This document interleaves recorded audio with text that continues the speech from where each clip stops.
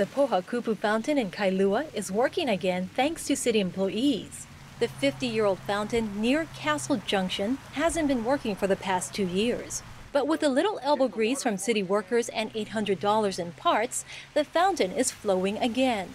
I just want to thank you guys, all of you, and this is just such a wonderful example of just how community concern and then media response to that, and then action of the municipality to get things done and for the community.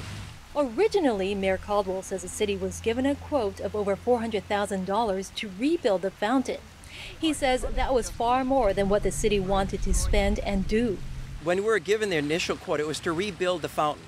When Ikaika called me and said, Kirk, that figure, I heard it's way too high. The folks in Kailua just want their fountain back. They want the fountain that's always been here working again. Just let's fix and keep going what we already have.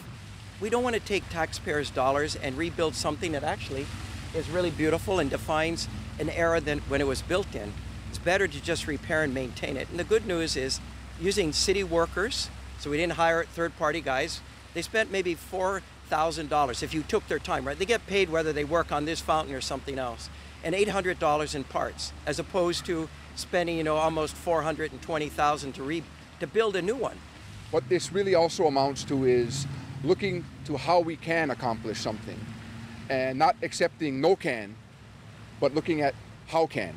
The various departments took the time to actually come out here, inspect the fountain, look at the infrastructure, and found that everything, for the most part, other than the lighting, was in working order.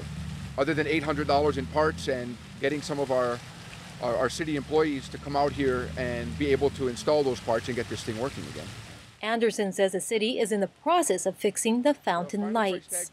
Considered the gateway to Kailua, the Pohakupu Fountain was built in 1960 for $18,000.